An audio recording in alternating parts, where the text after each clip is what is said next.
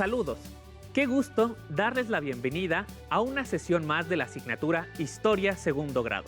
Soy el profesor Eduardo Monroy y espero que en estos días estén aprovechando la oportunidad de estudiar en esta modalidad a distancia a través de Aprende en Casa.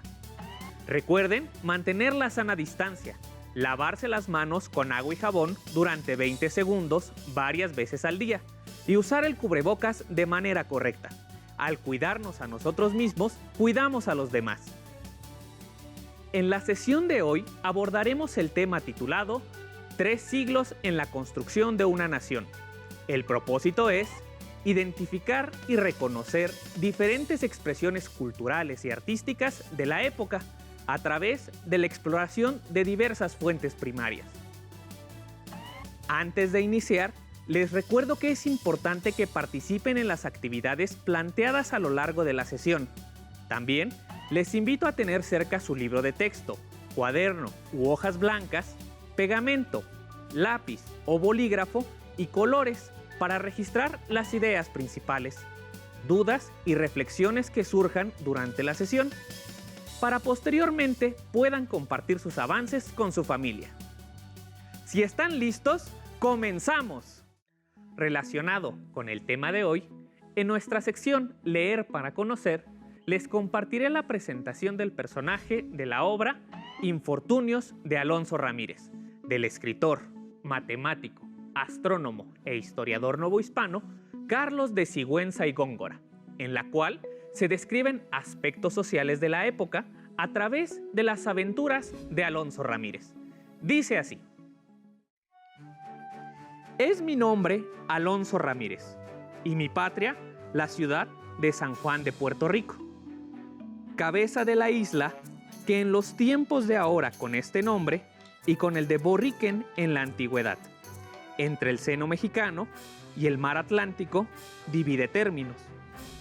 Hacenla célebre los refrescos que hallan en su deleitosa aguada cuantos desde la antigua navegan sedientos a la Nueva España, la hermosura de su bahía, lo incontrastable del morro que la defiende, las cortinas y baluartes coronados de artillería que la aseguran, sirviendo, aún no tanto esto, que en otras partes de las Indias también se halla, cuanto el espíritu que a sus hijos les reparte el genio de aquella tierra sin escasez, a tener la privilegiada de las hostilidades de corsantes. Llamóse mi padre Lucas de Villanueva, y aunque ignoro el lugar de su nacimiento, cónstame, porque varias veces se lo oía decir, que era andaluz. Y sé muy bien haber nacido mi madre en la misma ciudad de Puerto Rico. Y es su nombre Ana Ramírez, a cuya cristiandad le debí en mi niñez lo que los pobres solo le pueden dar a sus hijos, que son consejos para inclinarlos a la virtud. Era mi padre carpintero de Ribera, e impúsome, en cuanto permitía la edad, al propio ejercicio, pero reconociendo no ser continua la fábrica y temiéndome no vivir siempre, por esta causa, con las incomodidades que, aunque muchacho, me hacían fuerza, determiné hurtarle el cuerpo a mi misma patria para buscar en las ajenas más conveniencia. Hasta aquí la lectura. Después de la decisión de abandonar su patria, viajó a La Habana, Nueva España y Filipinas. Cayó en poder de piratas ingleses, consiguiendo por este medio dar vuelta al mundo. Esta obra, al igual que su autor, es característica de la literatura novohispana. ¿Conocen alguna otra obra que haya sido escrita en este periodo? Durante los 3 siglos que se extendió la colonización española, se suscitaron diversas transformaciones. Estos cambios se vieron reflejados en la alimentación, la religión, la vestimenta y, claro, en las manifestaciones del arte. Las obras artísticas y literarias que aún conservamos de esa época son consideradas fuentes históricas, las cuales son de gran utilidad en el estudio de la época colonial debido a que en su mayoría reflejan aspectos de la vida cotidiana, de la religión, de la política y de las transformaciones geográficas. Por ejemplo, Carlos de Sigüenza y Góngora no solo describió las características de su ascendencia, sino que también detalló los paisajes donde éste se establece.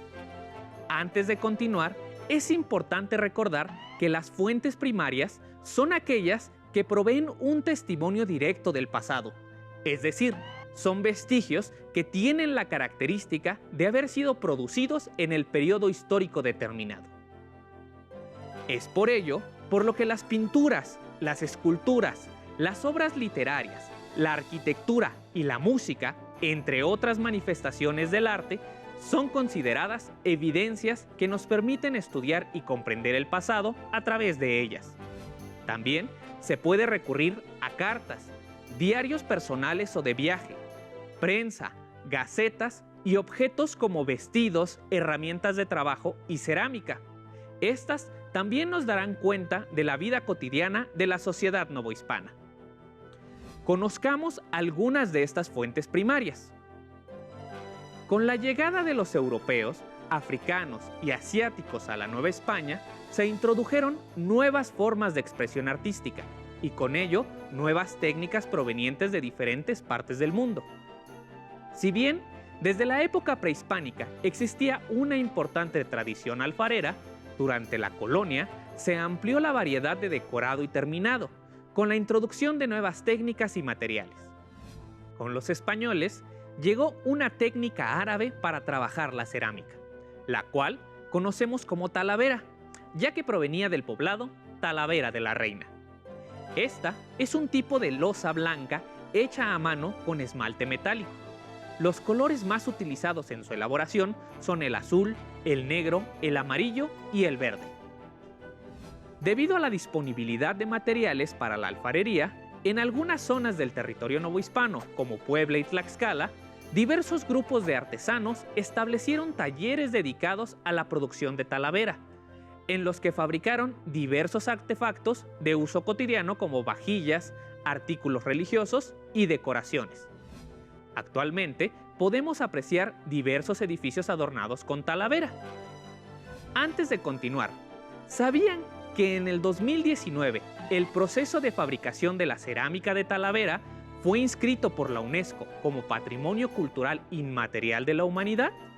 Un merecido reconocimiento, ¿verdad? La alfarería no es la única expresión artística que da cuenta de la sociedad novohispana. En el ámbito de la pintura, la temática estuvo fuertemente influenciada por la religión. En su mayoría, los artistas plasmaban los pasajes bíblicos, los cuales sirvieron en las campañas de evangelización. Además, frecuentemente, la pintura y escultura fueron financiadas por los clérigos. Por ello, es común ver pinturas de estilo barroco en los edificios y centros religiosos que fueron construidos durante el virreinato. Estas obras también nos muestran el sincretismo religioso surgido a partir del mestizaje cultural entre las doctrinas de la Iglesia Católica y la cosmovisión mesoamericana. Un ejemplo de ello es el culto a la Virgen de Guadalupe. En su imagen se puede apreciar una mujer de tez morena con la que la población indígena y posteriormente también la criolla se sintió identificada.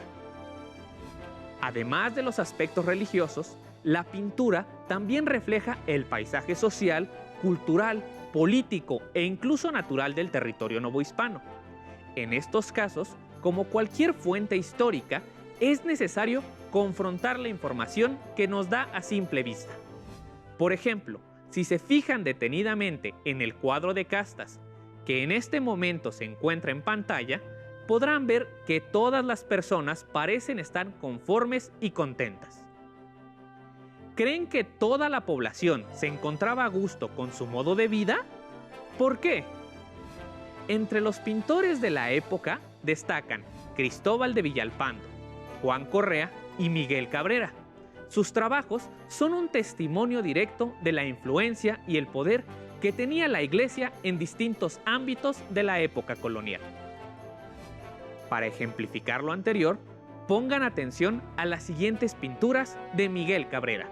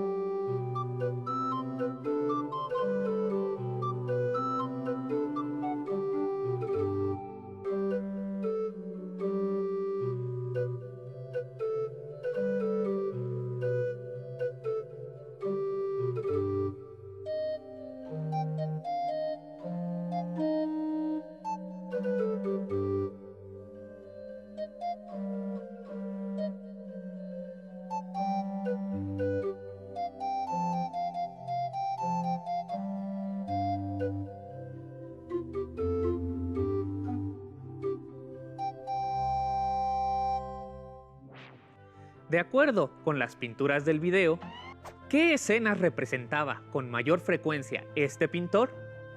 ¿Quiénes son los protagonistas de sus obras? ¿Qué mensaje creen que quería transmitir el autor? ¿A qué público creen que iban dirigidas? ¿Qué impresión les causó? Estas son algunas preguntas que pueden plantearse al analizar una obra iconográfica. Otra de las manifestaciones artísticas que dan cuenta de la vida en el virreinato es la música. En primera instancia, fue utilizada por los frailes para evangelizar a los indígenas. Para ello, realizaron traducciones a las lenguas indígenas de cantos y rezos. Previo a la llegada de los españoles, la población indígena realizaba danzas y procesiones religiosas acompañadas de instrumentos musicales y cantos. La música europea, así como instrumentos africanos como la marimba, fueron bien recibidos. Con el mestizaje cultural, algunas celebraciones como las procesiones adoptaron, además de imágenes de santos, cantos religiosos. Sin embargo, la música novohispana no se limitó al uso religioso. La producción fue vasta y podemos clasificarla en eclesiástica, teatral y doméstica. La primera de ellas puede dividirse en tres: el canto monódico, que es a una voz y eran utilizadas en los servicios de misa y oficio; polifonía, que era para dar solemnidad al culto; y la música homófona, la cual reflejó la secularización del culto. Por otro lado, la música teatral servía de compañía a las representaciones, no importaba si eran religiosas o profanas. Finalmente, la música erudita, cortesana y la popular era aquella con la que se podía cantar y bailar.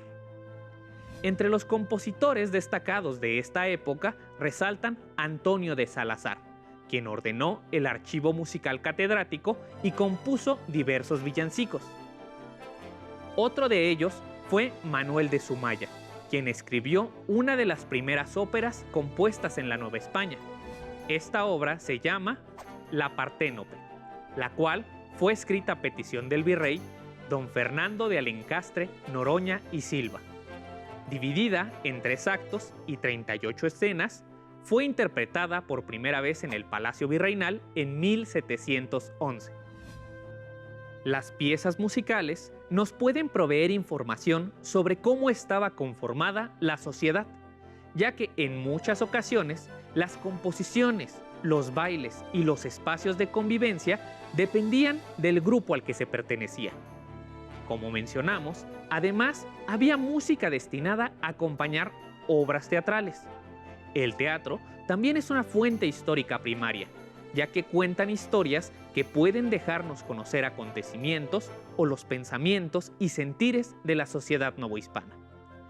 Antes de continuar, les invito a ver y escuchar el siguiente video que otorga más detalles sobre el teatro novohispano. Identifiquen a los principales autores. De acuerdo con el historiador Miguel León Portilla, en el teatro prehispánico pueden distinguirse 4 momentos. El primero corresponde a la incorporación de danzas y cantos a las acciones dramáticas que se representaban en honor de los dioses. El segundo, a actuaciones cómicas y entretenimientos, ejecutados por titiriteros, juglares y hasta por prestidigitadores, con el único fin de divertir al público. El tercer momento a las escenificaciones de los grandes mitos y leyendas, donde el objetivo era honrar a los dioses a través de la representación de sus dramas. El cuarto y último momento se refiere a las representaciones de la vida social y familiar.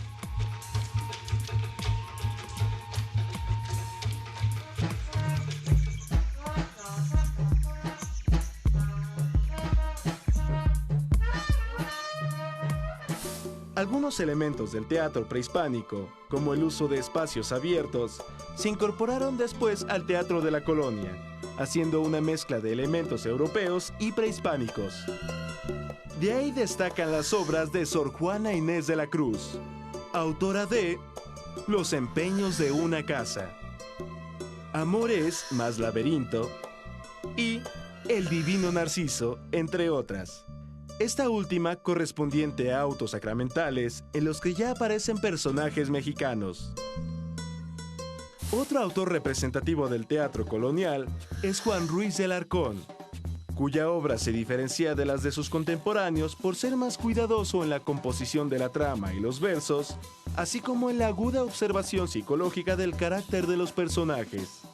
Entre sus obras más importantes están Las paredes oyen y Ganar amigos.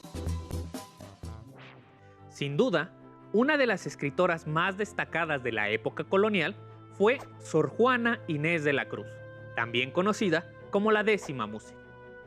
El teatro no fue su única línea de producción, ya que podemos encontrar entre sus obras diversos géneros literarios como sonetos, redondillas, comedias y poemas. La escritura de Sor Juana tuvo en algunos sectores de la población gran recepción, lo que la hizo merecedora del reconocimiento como exponente del siglo de oro español.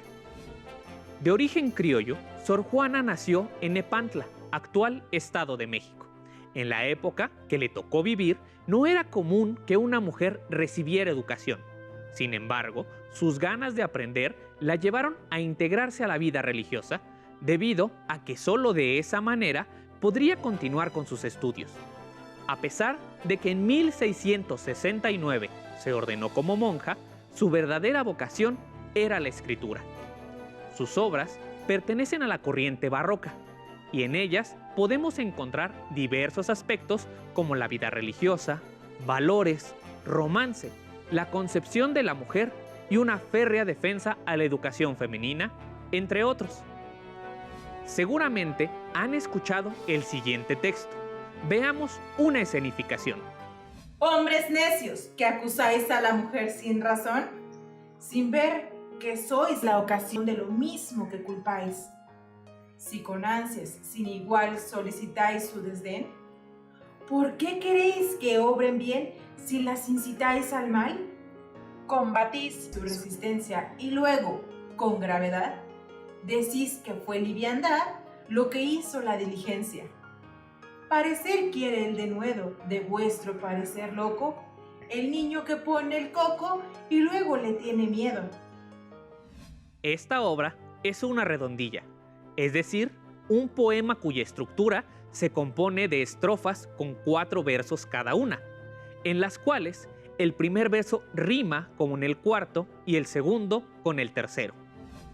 Otros autores destacados durante este periodo fueron Juan Ruiz de Alarcón y Carlos de Sigüenza y Góngora, a quien revisamos al inicio de la sesión, cuya lista de obras es variada y que es un reflejo del contexto del literato, como su obra Elogio fúnebre de Sor Juana Inés de la Cruz. ¿Por qué creen que las obras literarias son una fuente histórica? ¿Cómo las trabajarían? Antes de despedirnos, les invito a ver y escuchar el siguiente video sobre Sor Juana.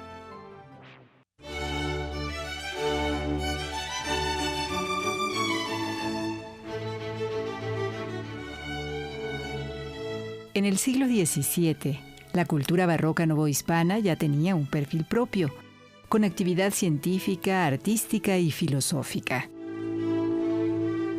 Se produjeron manifestaciones sorprendentes. En una atmósfera poco propicia para el desarrollo intelectual de las mujeres, y menos aún el de las monjas, Sor Juana Inés de la Cruz destacó como mujer de ciencia y de letras, erudita, poeta, dramaturga y hasta feminista, según algunos osados. Hacia el final de su vida, por presiones clericales, tuvo que renunciar a estas ocupaciones. Este es uno de los retratos más célebres de aquella mujer especial. Fue pintado en realidad poco más de medio siglo después de su muerte, por Miguel Cabrera, en 1750, e inspirado en un cuadro más antiguo. La vemos con el hábito religioso, blanco y negro de la Orden de las Jerónimas, en la quietud de un lugar de estudio, rodeada de los libros que sabemos que fueron su amorosa y hasta obsesiva lectura. Mientras la mano izquierda sostiene el rosario como un signo piadoso, la derecha se dispone a dar vuelta a una página. El rostro de Sor Juana Inés, singularmente bello, se vuelve unos instantes para mirar hacia el espectador. Unos instantes que se volvieron centurias.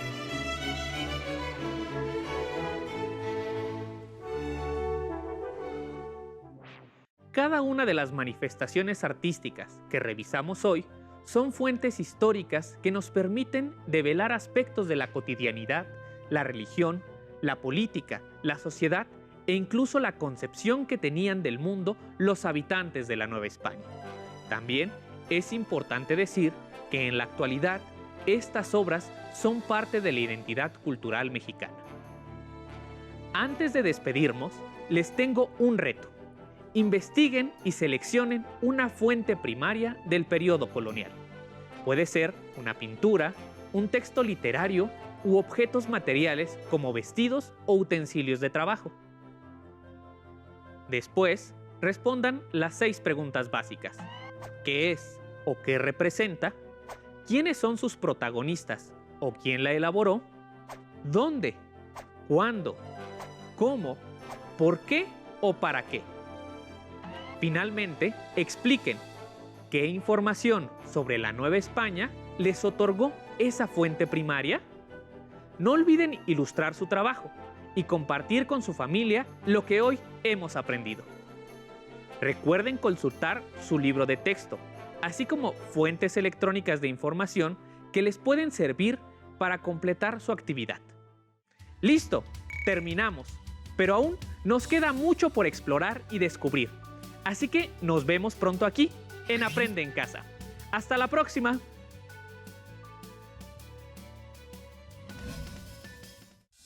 Si tienes dudas o necesitas ayuda, llama al Centro de Apoyo Pedagógico a Distancia. El número de teléfono para secundaria es el 55 36 01 71 23. Si requieres consultar los libros de texto en versión digital, recuerda que los puedes encontrar en la página conalitec.cep.gov.mx. Y recuerda que también cuentas con el sitio aprendeencasa.cep.gov.mx, en donde podrás ver nuevamente los videos de los programas y además encontrarás actividades para fortalecer tus aprendizajes. También te invitamos a que consultes la plataforma nuevaescuelamexicana.cep.gov.mx.